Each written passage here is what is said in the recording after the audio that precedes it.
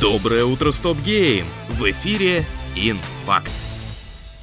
Глава отдела корпоративного развития компании Krafton Мария Парк в интервью сайту Game Industry Biz раскрыла несколько интересных деталей, касающихся покупки Tango Gameworks. Вы наверняка помните, что Microsoft успела закрыть и распустить по домам всех сотрудников Tango, так что Крафтонам пришлось нанимать разработчиков обратно. Некоторые к тому времени уже успели найти себе новую работу, однако большинство девелоперов удалось вернуть. В следующем году количество сотрудников увеличат до 100 человек. Чем же они будут заниматься? По заявлению Марии Парк, переговоры с Майками насчет интеллектуальной собственности все еще ведутся. Tango успела поработать над новой частью Hi-Fi Rush около полугода, прежде чем ее распустили. Ну не пропадать же добру. Похоже, производство тайтла будет возобновлено, но пока все процессы на паузе из-за переговоров с Microsoft, говорит Мария. Разработчикам будет дано столько времени, сколько потребуется, чтобы они успели внедрить в игру все задумки и тщательно отшлифовать финальный продукт.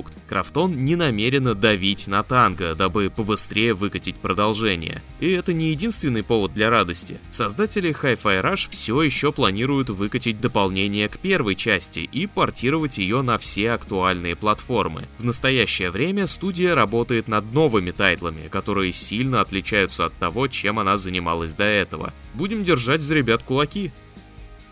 Независимая студия Cathedral Studios поделилась трейлером анонсированного в прошлом году хоррор-боевика The Bornless. Ролик запечатлел немного геймплея из альфа-версии игры. События перенесут нас в Америку 60-х годов. Мы окажемся на острове Фармаут вблизи штата Массачусетс. Именно здесь зловредные демоны намереваются вырваться на свободу, а нам предстоит, преодолевая творение черной магии, сразиться с ними. В сущности, перед нами PvPvE экшен с элементами выживания и экстракшн-шутера. Интересно, что сражаться на стороне людей вовсе не обязательно. Разработчики разрешают спокойно примкнуть к силам нечисти. The Bornless выйдет на ПК неизвестно когда. CI Games выкатила финансовый отчет для своих инвесторов, но, как полагается, документик стал доступен общественности, и вот что из него удалось выудить. Эта польская компания в первую очередь известна серией Sniper Ghost Warrior, и ее разрабы забрасывать не собираются. Как будет называться новая часть, неведомо. В данный момент она создается под кодовым названием Project SGW Evolved.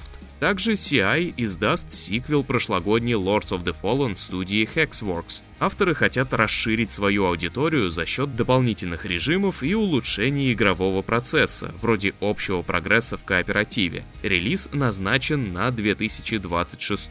А еще известно, что игра станет эксклюзивом Epic Games Store.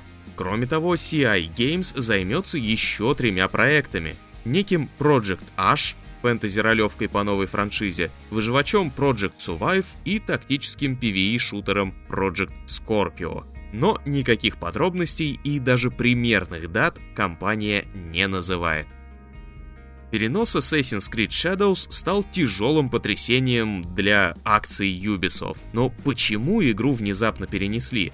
Известный интернет-шпик Том Хендерсон утверждает, что квебекское отделение юбиков, которое отвечает за разработку, уже давно просило переноса. Ну, во-первых, еще далеко не все в игре работает как надо. Часть механик и других составляющих были переработаны, и их просто не успели отладить. Ну а во-вторых, на разработке все-таки сказалась общественная реакция на темнокожего самурая Ясуки и показанную в роликах Японию в целом. Самого Ясуки вырезать не будут, но то, как он изображен в Shadows, будет несколько изменено. А вместе с тем правки будут внесены и в сюжет игры, дабы соблюсти историческую достоверность. Тоже касается архитектуры и сеттинга в целом. Но смотрите, какая штука. Так-то юбики молодцы, что признали ошибки, согласились все поправить, однако если бы не неудача со Star Wars Outlaws, руководство компании бы и пальцем не пошевелило. Собственно, по той же причине игры компании было решено вернуть в Steam. Ну и на том спасибо.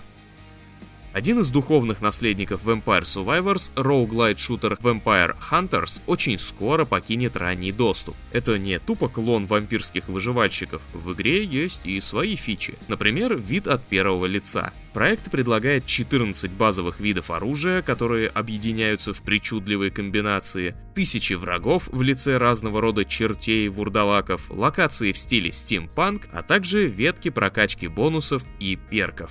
Полноценный релиз Vampire Hunters намечен на 30 октября для всех платформ.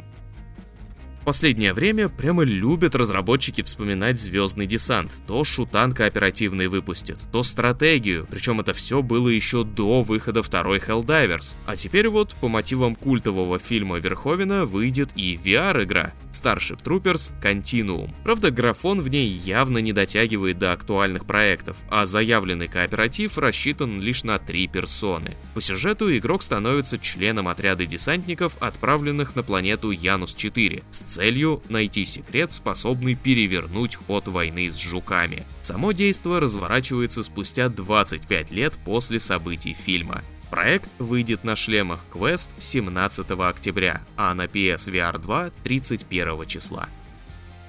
И под занавес несколько быстрых новостей. Киноадаптация Like a Dragon Yakuza получила свежий трейлер, раскрывающий больше сюжетных деталей. Сериал стартует 24 октября.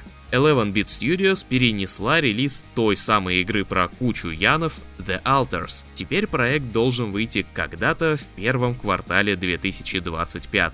Причина переноса — не успевают. А в магазинчике Valve стартовал фестиваль пошаговых ролевых игр. Он продлится до 7 октября 20:00 по Москве. Из интересного, с хорошими скидочками отдают Warhammer 40 000 Rogue Trader, Songs of Conquest, Jagged Alliance 3 и много чего еще. Ну а у меня с новостями все. Залетайте на наш сайт, там вас ждут текстовый обзор DLC Void Shadows для той же Rogue Trader от Jubi и свежая кек-нарезочка за авторством Кирилла Анисимова. Приятного ознакомления и хорошего дня!